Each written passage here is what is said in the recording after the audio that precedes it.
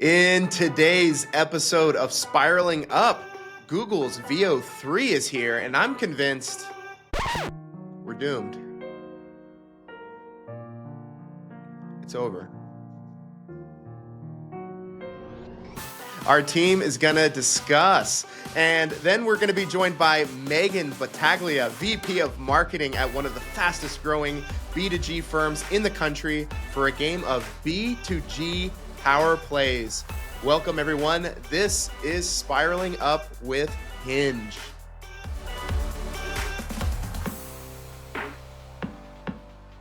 Welcome, everyone, to Spiraling Up, the podcast for professional services marketers and business leaders, where professional services marketing comes to life through engaging, interactive discussions with industry leaders. My name is Austin McNair, and as always, I am joined by my colleagues, Mary Blanche Kramer. Hi, MB. Hey. And Joe Pope. Joe, how's it going? For somebody who sounded so doomed in the intro read, you're seeming pretty chipper right now. I don't know what you're talking about. We'll get to that topic in a minute. As we get started, I want to say thank you to all of our listeners and those watching on YouTube. Support the show by giving us a like, subscribe to the show. We are just getting started with Spiraling Up, so every bit of algorithm love will help us out a lot. Joe, MB, I'm excited to catch up. We are in the season where vacations are starting. We just had Father's Day. Joe, happy Father's Day to you. Happy Father's Day to me. Although in Brazil, Father's Day is it's totally different month. What month is it? I didn't know that. Yeah, I don't know why, but it's different. Mother's Day is the same. Every other holiday is pretty much the same, but Father's Day, special treatment. I guess I get kind of like 1.5 versions of Father's Day. I love that for you. Joe, I saw that you were busy over the weekend doing some beer brewing, some barbecuing. Tell us about that. It looked really good. I was busy pretending to be an Instagram influencer. Emphasis on pretending. No, we decided as my neighbors and I live on a fun cul-de-sac. We all, have kids go to the same schools and so forth. And we have similar passions. Beer brewing is one of them. Barbecue is another. And we decided that on Saturday for Father's Day that we would document an Instagram reel story of our attempt to brew 2 beers and smoke a 10-pound brisket over 10-12 hours, because honestly it takes quite a long time. So the brewing of the beer was to fill the middle part, because frankly, if you know anything about smoking meat, it really takes a lot longer than you think it should. But it was a good time. I would give the smoked brisket probably a 6.5 out of 10. The other folks seem to really like it. I actually originally built my time out for a 7-pound brisket, and if you add 3 pounds to something, you add multiple hours to something. So I had to kind of pick it up a little bit so we didn't eat at 10:30 at night. Beer brewing though, so this is it's something I got into a few years ago, and partially by request, Mary Blanche, we created a knockoff of a Pacifico, which is a pale lager Mexican style beer, and then we took it a step. MB is very beer. Okay. The other thing we did was to take that beer and then pour 5 pounds of honey into it, which makes a really alcoholic beer. If you know anything about fermentation, sugar and honey and yeast makes a lot of alcohols. And so we have a Pacifico and we have a honey Pacifico, and those are our 2 beers. Those I would give a high ranking to, though we do have to wait a few months for them to do their thing, usually about 5-6 weeks before they're ready for drinks. Can we get a live taste test on air in a future episode of Spiraling Up? Maybe. Would that change the content warning on our YouTube channel or something? That's a good idea, honestly. I don't know. I'm here spiraling out, not spiraling up. Yeah, that'll be the After Hours podcast. After Hours. Mary Blanche, I know you were back from a nice vacation out in, what was it, Hilton Head? How was that? Hilton Head. Yeah, it was good. It was good. We go there every year. It's a great place to go, especially for the age my girls are. They're 8 and 9, and like beach, pool, restaurants, the golf. The things. It was also my mom's 70th birthday while we were there, so we gave a little celebration to her. But yeah, it was a good time. It felt like a short trip, but yeah, relaxing and fun nonetheless. Excellent. Well, feeling refreshed, ready to go for another episode of Spiraling Up. We've got a great guest. If anyone is in the B2G space or anybody is, does any kind of selling to the government, you're going to want to stick around for our interview with Megan Battaglia. Super sharp, super smart marketer who's been with her company for over 8 years. But first, why don't we get to this week's pivotal story? All right, marketers, we need to talk because the way we create and consume video is about to be completely unrecognizable. Today, we're exploring a development from Google that is set to dramatically reshape our digital ecosystem, the launch of VO3. This new text-to-video AI model can generate incredibly realistic minute-plus video clips with complex camera work and sound, all from a simple text prompt.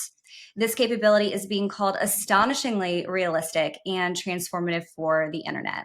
And one thing is for sure, the quality of this technology will only increase from here. But the tool also brings many concerns. What does the future of the digital channels look like when it's completely flooded with AI-generated video content? Now, Austin, I know you are pretty eager to talk about this one. What are your thoughts on how these tools could impact professional services marketing? I am full of thoughts. You're right. I mean, there is a part of me where I'm just thinking, yeah, it's over. We're doomed. We're cooked. It's time to officially hit the panic button. People were panicking about SEO. People were Not panicking about SEO anymore, are we? No. This is way bigger, guys. This is crazy. I think we crossed a threshold. I published this on LinkedIn. Today's date doesn't really matter. I published this on June 9th because it was that was a Monday, and it was the weekend where I think it was like raining down here. Kids were sick. I was inside a lot, and I was on my phone a lot. And it was the first time where in my doom scrolling experience, I saw videos where I was like, I don't know if that was a real person or not. and I consider myself to be someone who's online quite a bit. I'm in marketing. I'm following the development of this technology pretty closely. And if I'm already, this came out like 3 weeks ago, VO3 with Google. It's been 3 weeks and this stuff is already kind of hitting my feed.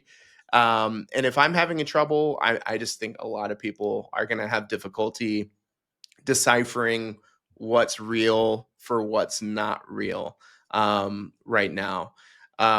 So yeah, I have a lot of concerns. If I had to give one piece of advice right now to marketers, is that don't pretend to be a sociologist. Don't pretend to like you have a crystal ball. None of us really know what's going to happen with this technology, and we need to be looking to thought leaders and influencers, not AI, like real people who are kind of processing this data and following these changes really closely. I think it's going to be one of the things that we have to pay very close attention to over the next, forever. Like I said, now that we've crossed this horizon, there's not any going back. We're talking about video with sound that is generated from text. This is like you said, Mary Blanche, only going to get like harder to decipher. So in that spirit, I actually wanted to show you guys a video. It's not an AI video. She's a real influencer.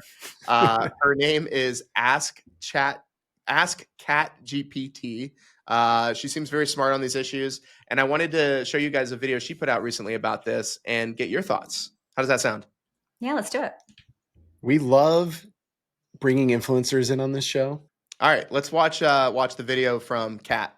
I'm standing out against the flood of AI slop on social media. Audiences want to follow and support creators that they know are human. Of course, then the question kind of becomes, well, how do you know that I'm human, really? The negative side of this is that human creators might find it getting harder and harder to stand out within a sea of AI slop that has been engineered to flood our brains with dopamine. And human creators like me won't stand a chance. Number 3, squarely in the negative camp is that the internet becomes an unusable source of information. Real events are indistinguishable from simulations, and the truth becomes unknowable. Very, very negative. Now, one ironically positive side effect of this is that the negative effects of fake news will effectively go away. If none of us trust anything we see on the internet, then that means that all of the disinformation campaigns also lose their bite. Number 5 and number 6 are more predictions around culture and business. First, if we can't trust anything we see online, then certain things are going to gain a premium, like in-person events and physical media. I call this the analog renaissance. And the last one, when people get fatigued from constantly questioning what's real,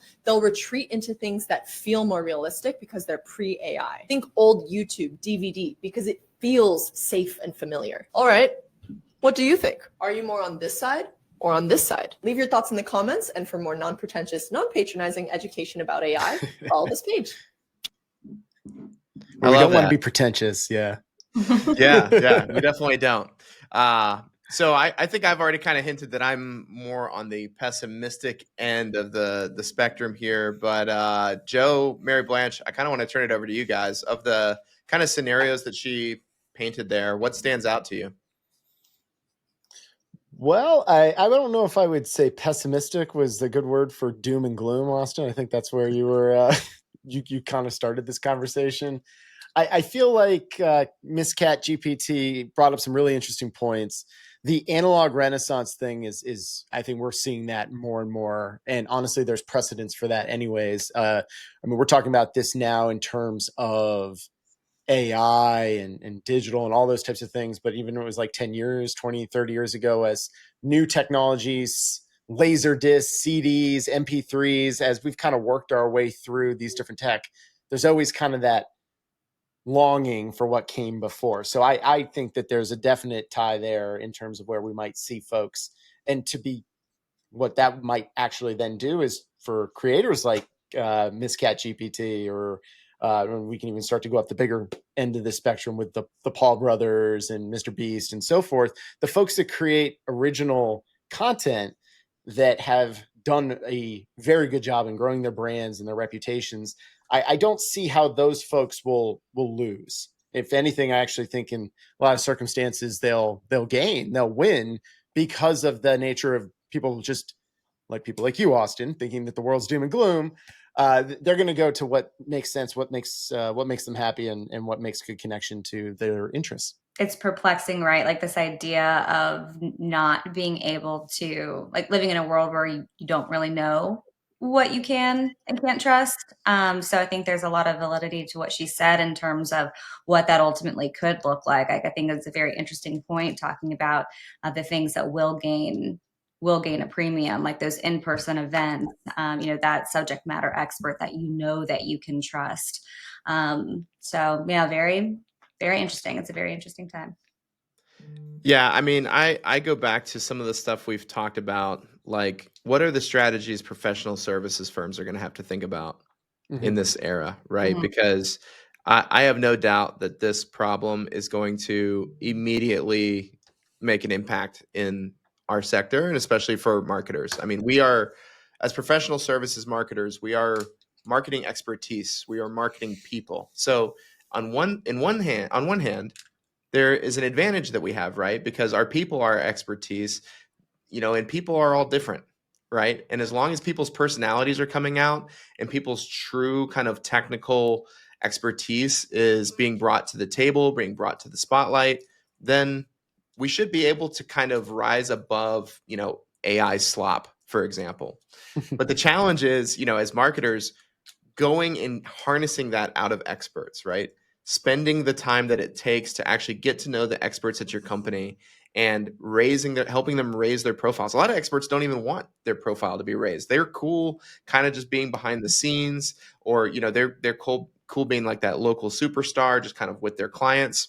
But as marketers, it's a real challenge, right? Because out there in the space on channels like LinkedIn or even your email inbox, like all these places are getting disrupted rapidly. And like I said, like for me, it was my Instagram feed, and that changing like over one weekend, how quickly it's like this technology came and boom, it's on my feed. That, the effects of these changes are going to be coming so quick and so fast. And I think what marketers need to continue to do is like bring that human side out in their marketing more. Joe, I like what you said. It resonated with me as well. Kind of that analog renaissance. I think Right. there's no doubt that's coming. MB, we experienced that when we went to the conference a few months ago, right? Just like how great it was being there with people, seeing people face to face. I mean, that made a pretty significant difference. What does like the end of that look like, though? I mean, this is the kind of thing that I am a little bit doom and gloom, because I'm doom and gloom on the things that, the way that we've done things are over. It's we are stepping into kind of a totally new frontier, and it's some of it will feel familiar, especially that like analog renaissance part, but a lot of us are going to be introduced to things and trends and challenges that we've never seen before. So Yep. I guess if I could offer one last piece of advice, it would be go follow influencers who are talking about this, who are more futuristic thinking, who are guiding you and kind of presenting you with strategies and principles that go beyond kind of the day in, day out, because we got to have something that we hold on to if we're going to kind of surpass and kind of survive through this tidal wave of change that's coming. Yeah, Austin, I think that's well said, and a really good piece of advice. And, other than the fact that I felt like you were about to tee up that they should just continue to follow the Spiraling Up podcast for such great information and insights, I think you nailed it. Well, they absolutely should do that. We will continue to talk about this, and we will continue to bring you guys interesting, pivotal stories. Great one, MB. Thank you, guys. Let's turn now to what I'm really excited about. A great guest, super smart, super sharp. We talk about bringing in a practitioner who knows what she's doing and who has really developed her expertise in her industry. Very excited for our conversation coming up with Megan Battaglia. All right, I want to welcome to the podcast Megan Battaglia. Megan serves as the Vice President of Marketing at ThunderCat Technology, a service-disabled, veteran-owned small business based out of Reston, Virginia. ThunderCat is a leading solutions provider to the United States government, educational institutions, and commercial companies. With over 8 years of experience in strategic marketing, branding, and communications, Megan leads all marketing efforts to enhance the company's visibility, drive business growth, and strengthen relationships with key customers and partner. Megan, welcome to Spiraling Up. Thanks, guys. Thanks for having me. Absolutely. It's nice to meet you. Of course, though, we're meeting you for the first time, but my understanding is that you and Joe know each other outside of the Spiraling Up and the Hinge and the ThunderCat world. Tell us about that. Yeah, so Joe and I are friends through a mutual friend, and I was a groomswoman and he was a groomsman in his wedding. And so we spent a week-long trip down in Outer Banks together. So that's kind of how we know each other. And Joe likes to play in our charity golf tournament when I can squeeze him in. I've always been very appreciative, Megan, of when you do squeeze me in. Usually joining with the iHeartRadio crew, I think they always end up only sending one or two folks. So Yeah. no, Megan, it's great to have you on. And when we were talking about guests, when we were creating this podcast, when it came to the B2G space, you were the first name that came to my mind as somebody who I thought might have some fun with this format of a style of a podcast, the no more boring podcast approach. I would echo that, Megan. We're excited to have you on. We want to talk to practitioners, people that are, in the trenches every day and that can kind of bring some of that industry perspective. So with that, that's how we kind of came up with today's challenge, what we're going to be talking about. So Megan, when deciding what game to play today, we decided that as fans of the Washington Capitals ourselves, we wanted to give a nod to ThunderCat's advertising partnership with the Washington Capitals. I think it's going to be something we talk about in today's segment a little bit, but we're all fans of the Caps. And so we wanted to design a brand new segment that we're going to call B2G Power Plays. All right. So, Megan, in this segment, we're putting you in the role as our head coach. So we're going to present you with some challenging B2G marketing scenarios, many of which you've overcome in your career. and we want you to draw up your best power plays. What are the, how would you outline a strategic moves to help us increase visibility to achieve success, as we're in this market of selling to the government? You ready to share some plays for us? Yeah, let's do it. All right. I love it. So Mary Blanche, I think you're the one who's going to kind of run us through the challenges today. Why don't you get us set up with our challenges? Cool. All right, let's do it. So for scenario 1, you are tasked with building out your marketing function from a solo role to a small, effective team. You know the importance of diverse opinions, but the budget for new hires is tight and external resources must be strategically justified. So in this scenario, we want you to kind of draw up a couple different plays for us. So what is your phased approach to scaling your marketing team and leveraging external partnerships to ensure robust support and broad expertise, all while avoiding the one thought process pitfall? Yeah, for sure. So I think a more phased approach when you're trying to scale your team, especially when you don't have a large budget or you're only going from 1 to maybe 3 people, is to kind of prioritize those T-shaped marketers. So somebody who's broad across the channels and then they're deep in like 1 to 2 areas. So they specialize in maybe graphic design or digital marketing, but they have a knowledge base across cybersecurity, AI, cloud technologies, and can do multiple campaigns with multiple vendors kind of at a scale. And then once you kind of have people who fill those gaps, then we've done this in the past and other people can do this as well. It's like you hire those freelancers for specific events or campaigns. So like we'll work with third party like digital design teams if we want to make a commercial, because we do advertising on TV and we don't have the bandwidth nor do we have the budget to hire somebody who can specifically just do video editing and all that stuff. So that's where we'll kind of start to leverage our outside media vendors for more of those like niche tailored projects. And then of course leveraging your partnerships. So in our space, we work very closely with all of our manufacturer partners. And while those types of companies have larger marketing teams at scale, we kind of tap into their funding and resources and collaborate with them to promote their products. So I think you can leverage your different partnerships as well when you don't have a large team, because then you're getting those outside perspectives and they're the ones who are really going to tailor the messaging of their own solutions with yours.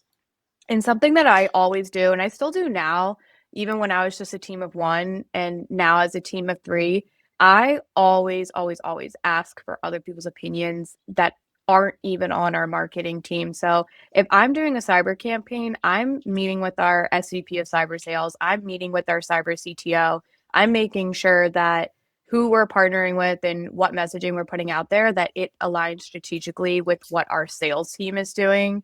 Because sometimes we'll have partners who have all this money and they're like, let's do this. But if we're not selling them or it's not strategic, that's not who we want to go to market with. So I want to make sure that like our technical team and our sales team and marketing are all aligned, and it kind of gives different perspectives for a campaign. So I think that's kind of a good thing too to add to your team when you don't have a ton of people already to provide different outlooks. So Megan, one of the things that I think is definitely a little more unique to the B2G space, and you certainly can run across this in some of the other value-added resale type breakouts, but certainly in the government space where you do actively resell services and provide your support, this idea of being able to leverage your vendor partners in the marketing of ThunderCat or whatever your organization might be, how do you typically push that forward? I mean, certainly there's other companies that are going to try to sell Dell or whatever it might be. Like, how do you basically maximize that? Is there a process that you go through? We do a lot of different types of things because it is such a niche market and everybody kind of is working with the same vendors and things like that. So there's a lot of government vendors like GovExec, GovCIO, Meritalk that are tailored to the government.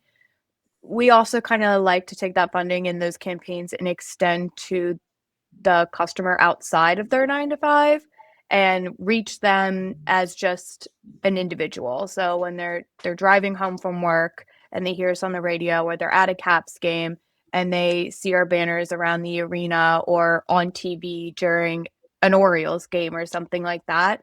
So I think it's good to kind of look at a customer and not just be like, okay, they're in a federal building in DC. Sure. No, they live in Maryland, they live in Virginia, they're going to sporting events with their families, or they're driving long hour commutes to and from the office. So we try to extend reach that way as well, and leverage not only our own marketing, but then like our partner marketing too. That I think is a big challenge for a lot of professional services marketers I think regardless of industry. I think I've talked with so many of our clients, prospects, people in the industry where I think they would dream about like, doing more of that, like let's reach people outside of their normal business hours. But the question always comes back to like, well, okay, well, what's the ROI, right? Can you talk to us about how you overcame that objection? Because I think, in terms of like a solo marketer, trying to really maximize impact, I love that play of, going out and like doing more brand awareness. But how do you overcome that objection of ROI? It's a hard one. And everyone in the marketing space knows like advertising and ROI is very difficult when it's not just straight B2C. Like I'm not selling a t-shirt that people are going to go click on an Instagram ad and buy it. So for us, what we tend to do, or just me in general as like a marketer, we built a kind of a dashboard to help track all of our analytics. So we're able to see, and I also like to do partnerships where we can see kind of like timestamps and almost like, okay, at this time is when our commercial ran during a game, or at this time is when an ad was placed on websites. And then we kind of track on our dashboard engagement on our website, if traffic has increased during that time, if certain pages on our website are being looked at based off the type of campaign we're running. So per se, if we want to run a campaign in the state of New York targeting financial institutions, and from May 1st to June 1st, our commercial New York page on our website had like 3,000 more views than normal, that we can use as kind of an example to like our leadership and our sales team, like, hey, this is contributing to the traffic. And while you can't say, oh, it contributed $10,000 this month at first, but working with the sales teams and being close with them, it's an ongoing process that we're always trying to improve. But right now we're in that area where it's like, as long as you have the tools in place to just track different analytics, that's really just a great option to start at, I think. How often are you all, in a sense, looking at these analytics? Is it kind of like a monthly type thing or quarterly, or how does that typically function between you and the other leaders at ThunderCat? So I look at our analytics every week. I'm looking Every day, at it a lot every day, but especially too in the space like when new executive orders drop or anything along those lines, to see like a spike in interest in the company, like we kind of track that. But from just like a marketing team, we'll run monthly reports, and so we have a social analytics tracker, and we look to see, okay, how many new people followed us on LinkedIn, how many people engaged in what social posts we're putting, and studying those trends to see, okay, a lot of people liked more elements on our website or on our LinkedIn page if it has like a human element to it. So when we're talking about people at ThunderCat or places we'll be, those are more engaged in than if you're just throwing up an infographic. And I think as long as you kind of keep that human element to things, it relates across any field or area. Was there be any tactic, you're growing a small team, this, Megan, I think you were marketing employee number 1, right, at ThunderCat, and now you guys have gone through such significant growth. Would there be something that maybe you did do over these last 8-9 years that you would actually say, yeah, I didn't really see good benefit from that, and maybe put on the bench as a part of this power play unit? I know this might be an unpopular opinion, especially when it comes to government marketing, because everybody is very lead generation focused, where they're like, oh, if we're going to do this campaign and we're getting 400 leads, it's so great. But we could do an event where there's only 25 to 50 and it's so much better. So I would say in the beginning Quality. stages, I was probably focused more on quantity rather than quality, just to show like engagement. But now I definitely feel like it's quality over quantity. Like I'd rather have like 10 really good sales qualified leads than 300 marketing qualified leads. Like it's going to in the end pay off more, even if some of those cost per leads are a little bit higher. It just depends on like the activity you're running. So I would focus more, and I know it is harder today, especially with people being able to get travel approved and budgets and all that. But anything that you can do face to face will always pay off more than doing an online webinar or something like that. Like I'd rather sit down in a breakfast briefing and learn more from the customer about what their challenges are and have that interaction than just kind of like presenting a solution, if that makes sense. Sure. It absolutely does. And I think that actually reflects some of the results that we see in our high growth study too, Megan. When we asked government contractors about, where do you put the most effort and where do you see the most impact from various marketing techniques? It was all of the techniques that were like more personable and human that kind of made it to the top of the list. So things like marketing partnerships and internal team members like doing nurture calls to their relationships, and actually really high up there on the list, exactly what you just said, networking at targeted campaigns, trade shows, and events. It's like right there at the top for level of impact. So we're getting it from your perspective. We're also seeing in the research. I think that's absolutely a trend. And I think when people think about the government, they just think of this like large entity, and they tend to forget that there's like actual people making decisions over there, and people that like our sales reps have formed relationships with over the past 20 years. So it tends to lose that when you're initially thinking of like marketing to the government. You're just thinking of like DC as a whole, but really it's still, you want to understand your customer and the human element and like treat them as like a basic consumer. Like what are their pain points and how can we make those better? All right. So I think we got a lot out of that one. We go into our next challenge.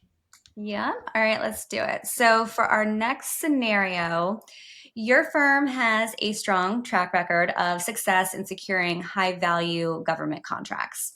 However, evolving procurement priorities under a different administration, such as a focus on vendor consolidation and modifying contract structures, is reshaping how that visibility is perceived. So how in this scenario would you execute a B2G marketing strategy that sustains credibility and reinforces your firm's value while also aligning with evolving government expectations, and then still maintaining a constructive presence among procurement decision makers? Regardless of the administration that is in office, it's always important to focus kind of on that mission outcome and that we're impactful and how we can provide value to the government and to the taxpayers as well. Because obviously technical solutions that we're implementing into the government's infrastructure is going to, at the end of the day, make America a better and safer place for all Americans. And that's what kind of our mission is. And I think a good way to kind of market that is through actual use cases and areas where you can show that real-time outcome. Like for an example, how we've worked with companies that can provide AI solutions to stop human trafficking, and those are types of things that will resonate with people on that personal level and kind of show like what we can do and how we can be of value. Yeah, I mean, I think everybody can get behind some of those mission pieces too. I mean, I think the word mission sometimes gets thrown around quite a bit. That's a definite government contracting phrase. But when you do talk about results, and the the proof is in the pudding, and like we see across any professional service offering, whether you're providing products or services or a combination of the both, buyers want to buy from the experts who get results. So I think that is a time honored, tested, and in fact across professional services, and people can sometimes get away with that or get away from that, and those are the folks who I do think are probably more, like you said, more susceptible to dealing with the pains from a potential administration change with some voter mandates or whatever you want to consider it, and it's not the place to be. You want to be doing what buyers want to buy from. You want to be speaking in their language. Yeah. Are there situations though where you ever have to make changes to marketing materials or websites or anything like that? Yeah, for sure. I mean, we constantly are having to change our messaging. It's just like, it's basically like you would treat an administration change or anybody in the government, like if one of our contracting officers changed and somebody new was coming in, you're going to treat them how you would any new customer. You want to learn kind of about their persona and what they're looking for and how you can tailor your messaging towards them. So we're constantly having to evolve our website, our messaging, and really tailoring it to the people who are looking at our stuff. That makes a lot of sense. Megan, one of the things that we see in our high growth study data comes again kind of when we think about like the impact that government contractors are getting from the marketing techniques. One of the things that stood out to us this year is that the fastest growing firms were getting a lot of perceived impact from like writing for external publications or like other digital PR opportunities, where they were kind of making headlines about, like some of the stuff you were talking about, right? The ways that they're accomplishing the mission, some of the storytelling behind that, the mission, the all of that kind of stuff, and maybe bringing those experts into channels that are in that space. Have you guys done any of that? Do you see that as a tactic that works well for you? We have in the past. I mean, it's always good to kind of have those thought leadership pieces out in the press. We try to take a more solution focused approach, and we'll have our subject matter experts sit in on a panel at a conference or an event, and then kind of take what they've spoke about there and put that into a content piece and then push that out into the media as well. So it hits a few areas. You've got that in-person piece, but then it's online too. And I definitely think it's important to make sure that your messaging is being pushed out to the right audience, for sure. Going back to kind of our conversation earlier about like how do you build the team, like your marketing team with like a small group, do you find that it's better to try to handle that more internally with like firm leadership and kind of what you have like internally, or do you work with external PR resources to help support and amplify different earned media opportunities? That's something that we look for outside. So again, being a small company, sometimes that PR and communication falls right on me. And so I'm like, oh, I'm our PR team, our publicist, our marketing lead.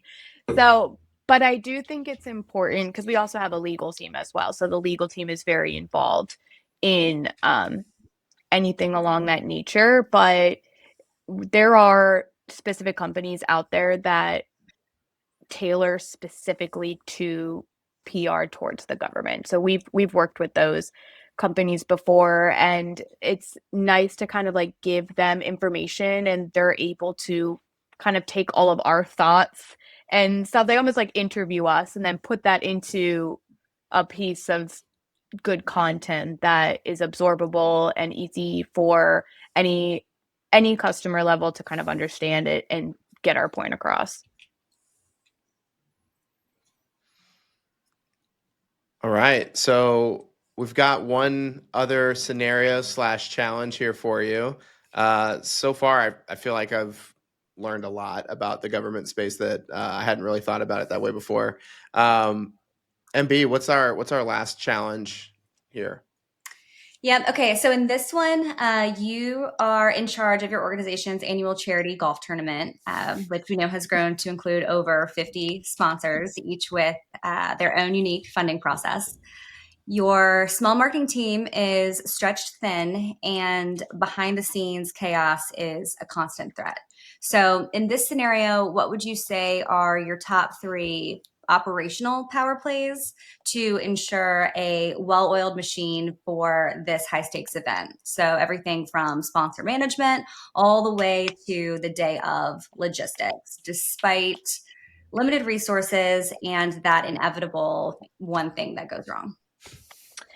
Yes, well, it's always hard to avoid that one thing that goes wrong because it's different every year. So you can't even predict it. But we've been doing a charity golf tour now for 8 years, and so we've kind of got a robust system down.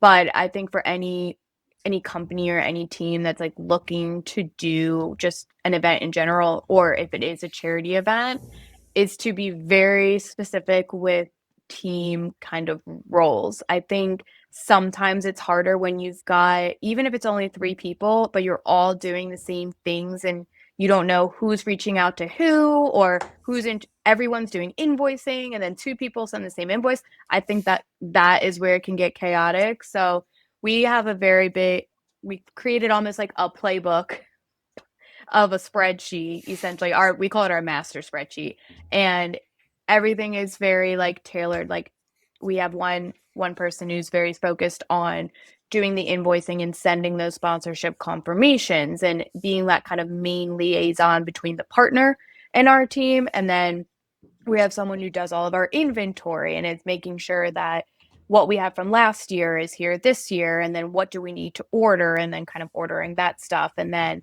we have someone very focused on sponsor procurement and reaching out to the partners and players and having them come on board, and having some local teams donate items to the raffle and things like that. So we try to make it very siloed as to kind of what roles each person is doing. And then at the end of the day, like you can only do so much as a 3-person team, or even if you have a 10-person team. So you'll always need volunteers from your company, or even like you can hire outside companies as volunteers too. But I think it's important to kind of have an idea as to where you want people stationed to throughout the day, and almost kind of like delegate, like you're in charge of this, you're in charge of this table. But so that's kind of how we like focus it on. I do think a third thing that I would say is important to kind of plan out is those pre-built comms cadences, where like 6 months out, save the date, 3 months out, this many sponsorships left, this like 2 months out, more information about the charity. Having those messages pre-built is definitely something that's going to help. And then kind of just relying on that, again, personal connection between like us and the partners to build sponsor procurement. So would I recommend people do golf tournaments? No. It's a lot. It's kind of crazy because you would think that all you have to do is show up and golf, but it's so much more than that. That's what I do. Yeah, Joe just shows up and golfs, but we're running around the back. Like, great event. So it's also No, like, I'm having flashbacks right now. Yeah, I'm having flashbacks right now because I came out of the nonprofit space where our community-based nonprofit, shout out to Brain Injury Services, they do a charity golf tournament every year. And for 3 years, I ran that show. And oh my gosh, hearing you go through that list of stuff, I'm like, oh yeah. I mean, it's basically a full-time job. And yes. Fortunately, we did have someone who was events oriented there. She was very detail oriented, very just like nearly she was a perfectionist. She had to be, to kind of make everything run smoothly. But all those details, yeah, for me, it was such a challenge. I wanted to ask, so in my experience running a golf tournament, one of the biggest concerns every year was like, how do you get the right people to show up? Because at the end of the day, your organization is investing a lot into putting all this together, bringing all these people to the table. When it comes to like the actual people that show up and they're hitting the tees, like how can you make sure that those are the right people that you want to be in front of? So that kind of comes down to like our sponsor procurement. So most of the time, pretty much everybody who comes to play out is from our industry.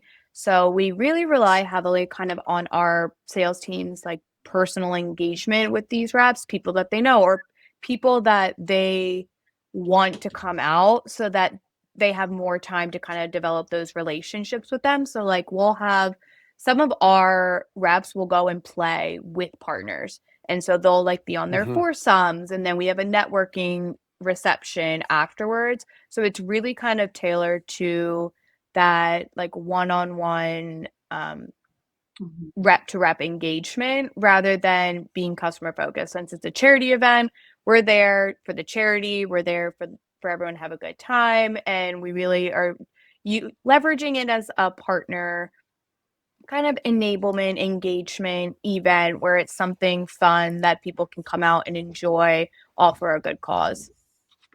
Right. It's a cultural piece too, right? I mean, so in a sense, kind of setting your expectations from the jump is, hey, we're here for a charity and we're here to continue to build our relationships up. But maybe we're not going to have the end user customer as that target person, but Yeah. we've checked those other boxes. So like having that expectation piece, honestly, I think there's a lesson to be taken from that in all marketing activities and tactics, because it's not always about that quantity of leads, right? It's about the quality. And if you can get quality using a variety of different channels and tactics, then all more power to it. Yeah, you make a good point. You almost have to market yourself to your partners as well as your customers. So a lot of people just focus on marketing to their customers, but really you have to market yourself to your partners because they can go out and partner with anybody. And you want to be like, no, this is why you need to partner with me. So it's very important to keep that relationship building with them just as much as it is to build those relationships with your customers, because a lot of times too, your partners are going to trust your relationships with your customers, and vice versa. You'll trust the relationships that the partner has with the customer, and everything is kind of built on trust essentially. Yeah, absolutely. Do you feel that, having run this for as many years as you have, and the fact that it's pretty much taking up, 2 18-hole courses now, I think, and now you run this, any lessons of activities or tactics that you did in growing this event that you would shy away from, for example? I know you guys did a hit on the local news station in the lead up, and you were touting the charity. I mean, those all seem like no-brainers, especially if you've got the relationships established for it. But what's a tactic you did in trying to grow this event that didn't quite work? Oh gosh. That's a tough one because I think we didn't try to grow super fast. When we started 8 years ago, I think our first year we only had maybe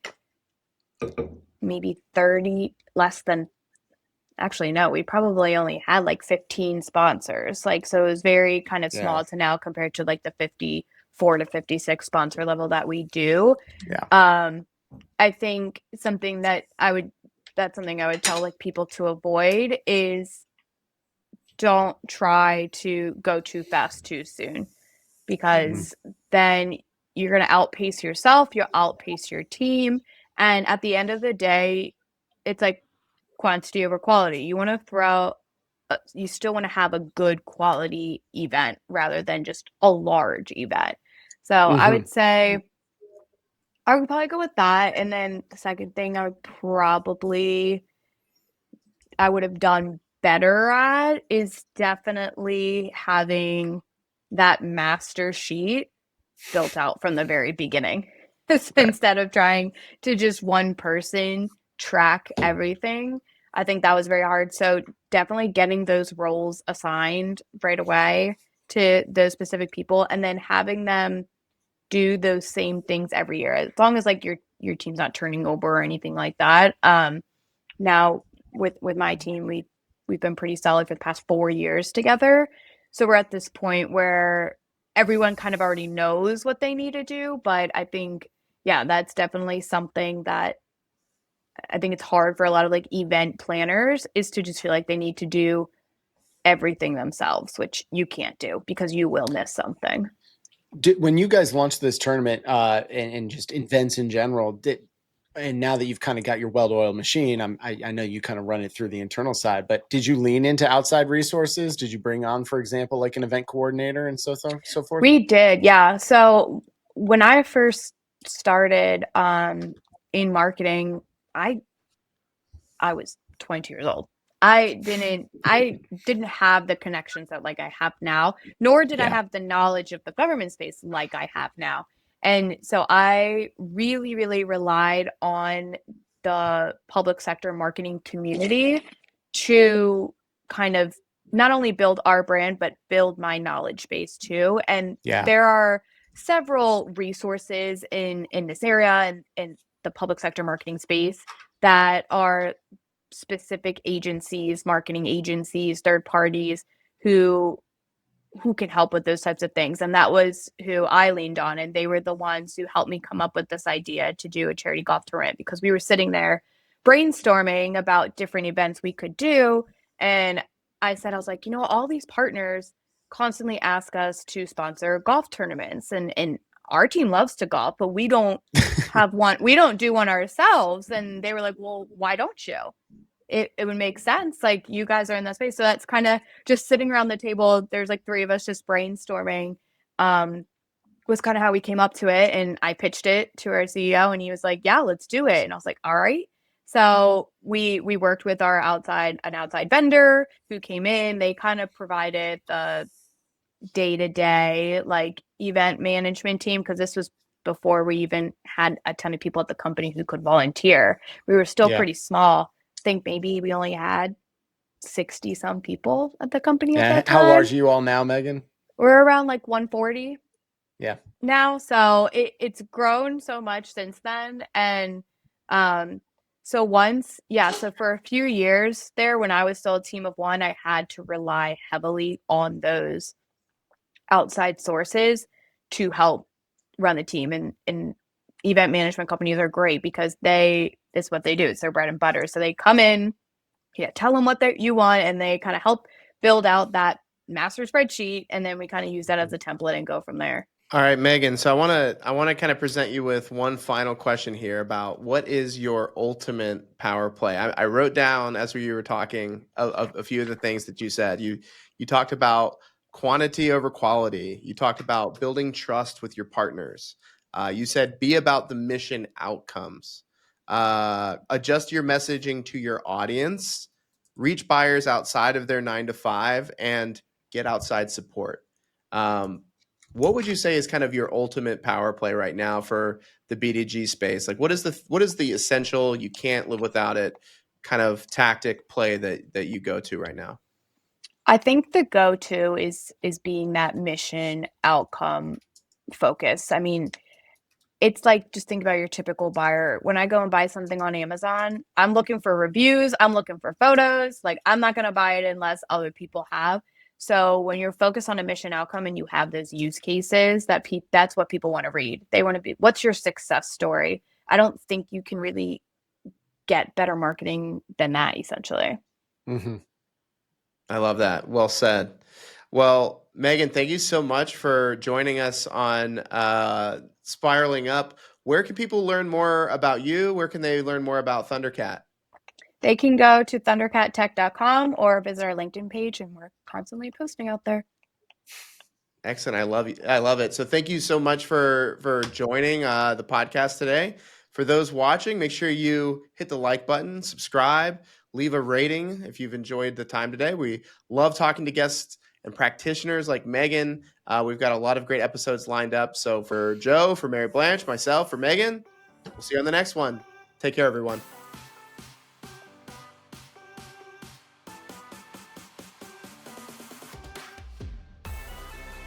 All right, guys, let's re-record the introduction.